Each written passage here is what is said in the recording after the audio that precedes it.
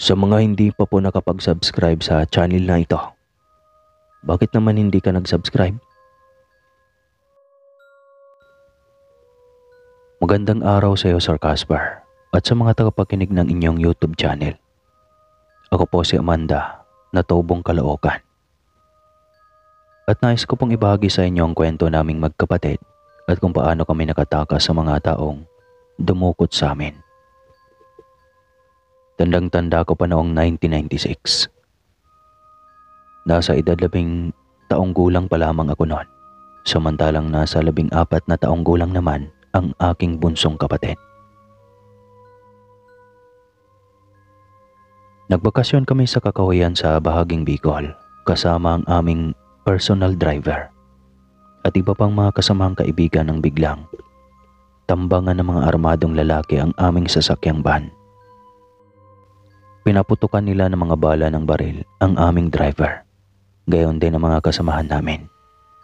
Sumambulat ang masaganang dugo kung kaya't hindi na namin napigilang magsisigaw at manlaban. Subalit tinutukan kami ng mga baril sa aming pagmumukha at kasabay niyon ay dinukot nila kami at dinala sa kaibuturan ng kagubatan. Tinawagan ng mga armadong kalalakihan ang aming mga magulang at nagdemand sila ng malaking halaga na pera bilang ransom sa pagkakaligtas sa aming buhay. Nakipagkasundo naman ang aming mga magulang at sinikap na makabiyahe sa Bicol sa itinakdang araw. Takot na takot kami ng aking bunsong kapatid na si Patricia at hindi namin malaman ang gagawin.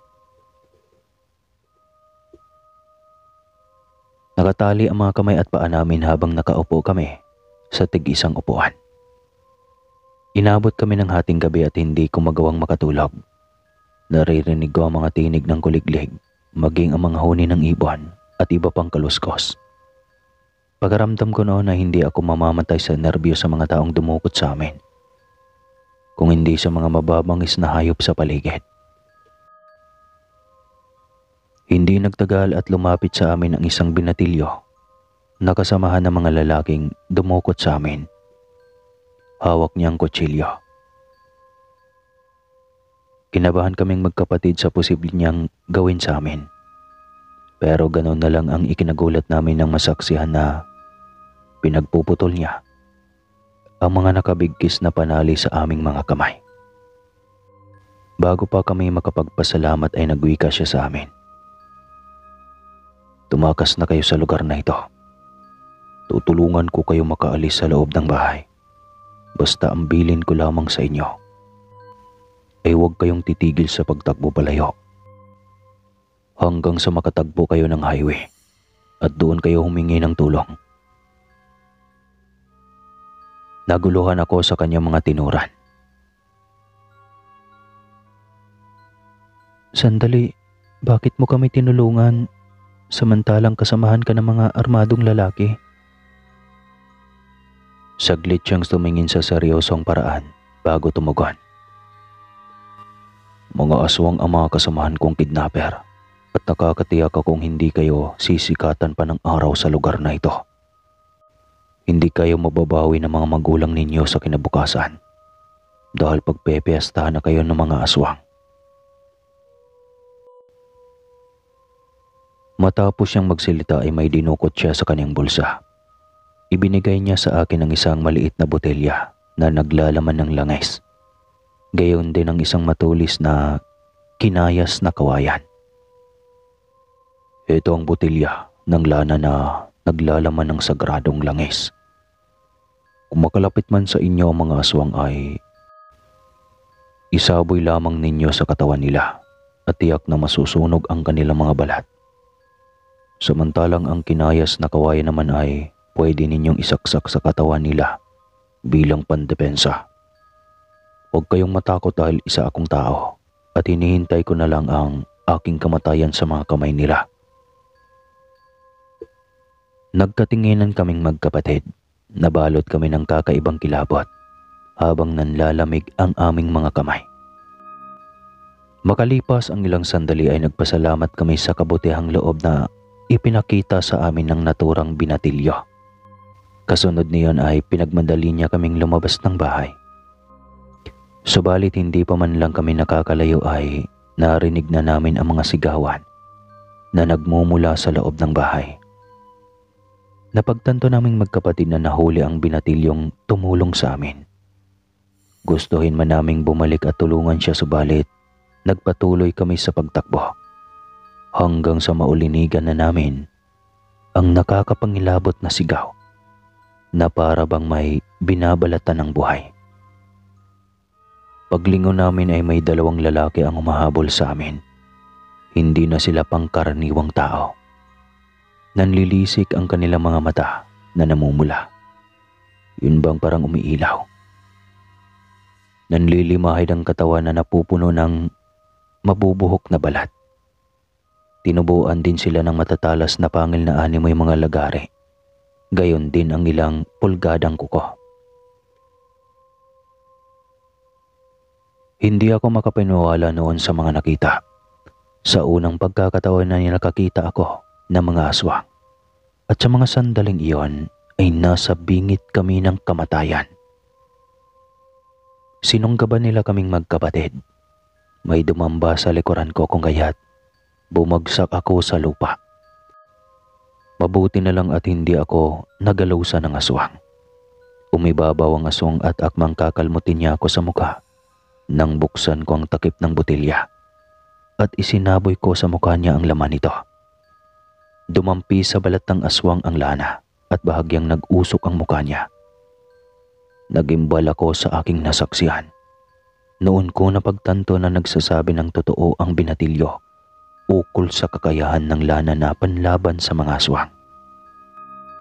Umangil siya at mabilis na napaatras palayo sa akin, samantalang sinaksak naman ng kapatid ko sa may tagiliran ng isa pang aswang at dali-dali na rin na napaatras habang nagdurugo ang kanyang tagiliran. Bumangon ako at hinawakan ang kamay ng kapatid ko. Hindi na namin nagawang lumingon at kumaripas na kami ng takbo palayo sa 2 aswang. Patuloy kaming lumiliko-liko sa kung saang-saang bahagi ng gubat. Hindi na namin naalintana ang mababatong daan.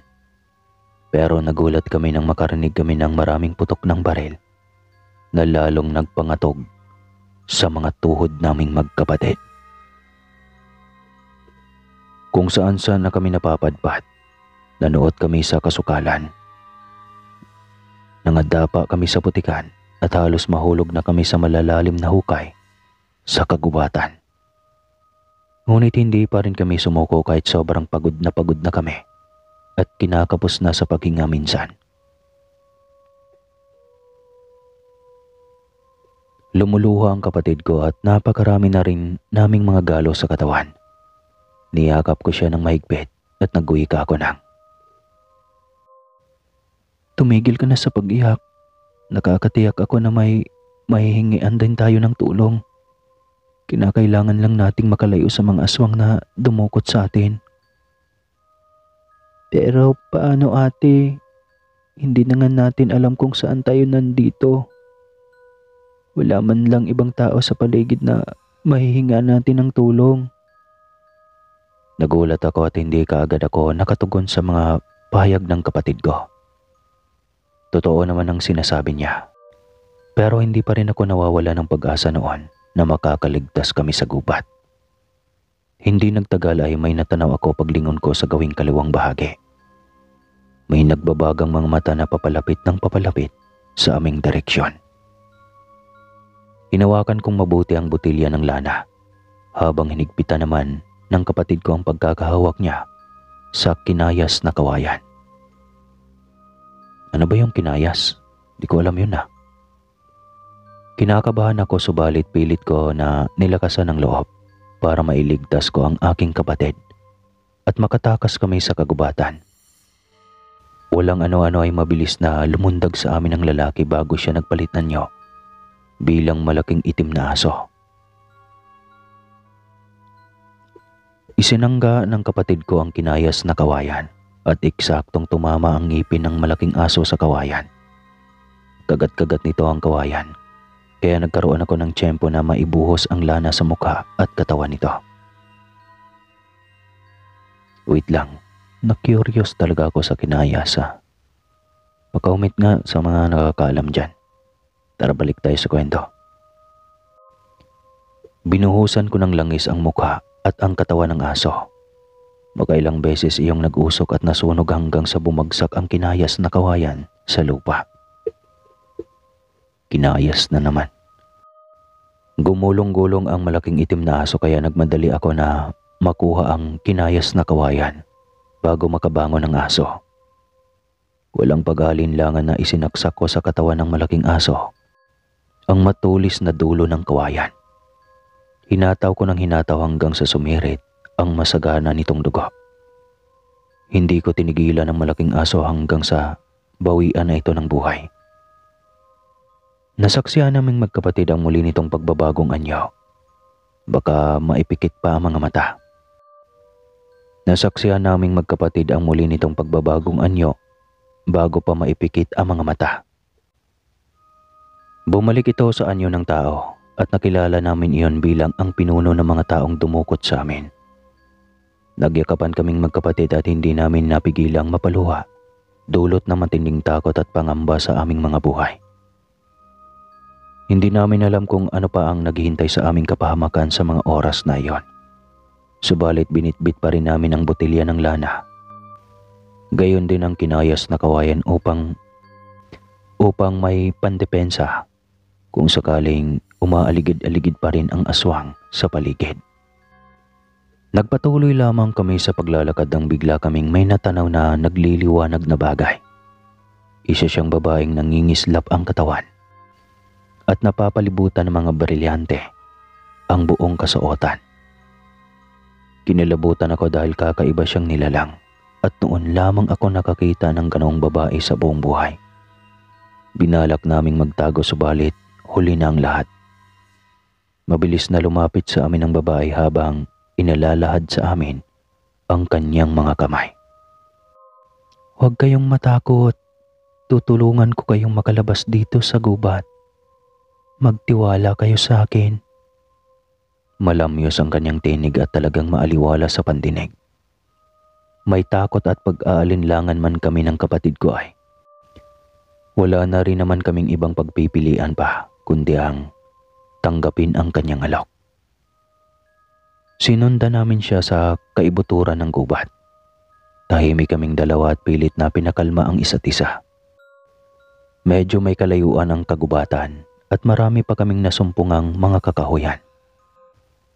Parang magkakahawig lamang ang mga punong kahoy na nadaraanan namin.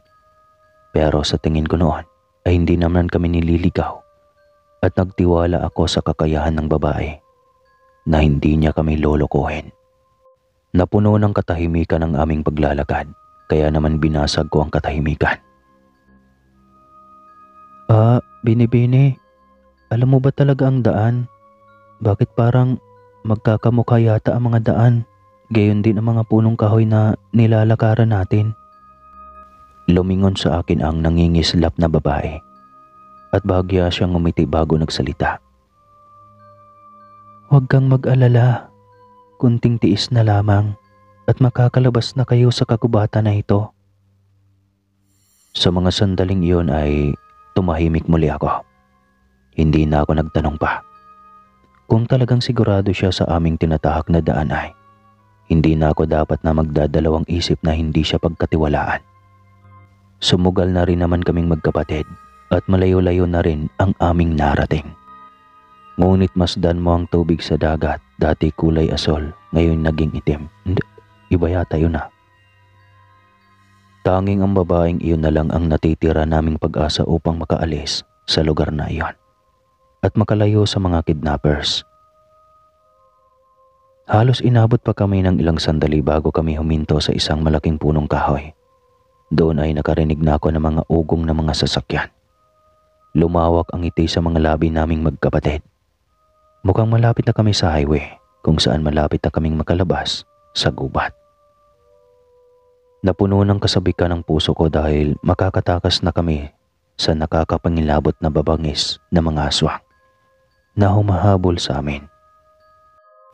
Muling nagsalita ang nagniningning na babae. lumakad pa kayo ng ilang distansya at makakarating na kayo sa labas ng gubat. Pahayag nito. Napakunot ako ng noo. Teka, hindi ka ba sasama sa amin? Delikado kung mananatili ka sa lugar na ito. Umiiling-iling ang babae pero hindi siya nagsalita. Nangusap naman ang kapatid ko. Sige, ganito maghahanap kami ng tulong at kapag nakatagpo na kami ng mga pulis ay babalikan ka namin dito. Hindi na namin hinintay pa na makapagsalita ang babae. Niyaya ko ang aking kapatid at nagmamadali kaming lumakad patungo sa may highway. Lumabas kami sa highway at may nasumpungan kaming sasakyan ng pulis. Pinahinto namin ang sasakyan at lumabas doon ang 2 pulis. Ipinaliwanag namin ang nangyari at nagpumilit kaming bumalik sa gubat upang balikan ang naturang babae. Pumayag naman sila at sinamahan nila kami dala ang mga barel. Nang makabalik kami sa gubat ay laking gulat namin na wala na doon ang presyensya ng babae. Bagkus ay nakakita kami ng haligi na nagliliyab na para bang sumasayaw na tubig ang ningas ng apoy nito. Napakalaking apoy. Nagtataka kami kung saan nagtungo ang babae. Ginoong pulis, nakakatiya kaming dito namin iniwan ang babae. Saad ko. Umiiling-iling ang pulis. Iha, hindi babae ang matatagpuan dito sa gubat, kundi yung inungok. Anong inungok? Inunggok? Inungok. Basta, yun na yun. First encounter to ganito mga words Naalintana ang aming pag-uusap nang biglang may pumutok na barel. Umilag kaming lahat at natanaw namin sa di kalayuan ang mga kidnappers. Kinuha ng isa sa mga pulis ang kanyang radyo at humingi siya ng backup sa mga kasamahang pulis. Nagmamadali kaming bumalik sa kinaroroonan ng mga sasakyan at matapos ang ilang minuto ay may dumating na 2 sasakyan ng pulis na lula ng 8 kapulisan. Nagtungo sila sa loob ng kagubatan at tinugis nila ang mga kidnappers. Pagkatapos ng ilang sandali ay lumitaw ang mga pulis na dala ang mga taong dumukot sa amin. Nakaposas ang kanilang mga kamay. Nagpasalamat kami sa mga pulis na tumulong sa amin at dinala nila kami sa headquarters.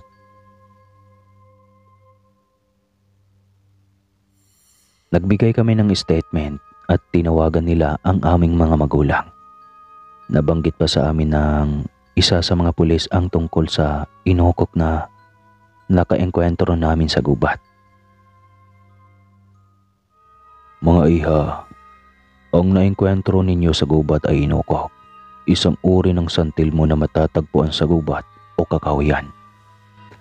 Pwede itong mag-anyong tao sa oras ng kagipitan o may taong nais nitong tulungan. Huwag kayong mag-alala. Pwede kayong manatili dito at kapag nakarating na ang inyong mga magulang sa mga susunod na araw, ay makakaalis na kayo dito. Magkasabay naman kaming nagpasalamat ng kapatid ko. Pagkatapos nun ay kumain na kami ng konti lang. Matapos ang isang araw ay dumating ang aming mga magulang at kinuha nila kami sa headquarters. Nagpasalamat sila sa kabutihang loob ng mga pulis bago kami bumiyahe pabalik ng Caloocan. Hindi namin nakalimutang magkapatid ang malaking tulong na nagawa sa amin ng naturang Santelmo. Hindi man kami personal na nakapagpasalamat dito ay nananatili sa puso namin ang utang na loob na nagawa nito sa aming buhay. Bagamat isang misteryo ang inukok, gayon din sa binatilyong nagbigay ng botelya ng lana, malaking bagay ang naidulot ng mga ito sa amin at hindi namin iyon makakalimutan. Hanggang dito na lang po ang kwento naming magkapatid sa kamay ng mga aswang na dumukot sa amin. Maraming salamat po sa inyong pakikinig. Wala na pong kasunod kasi wakas.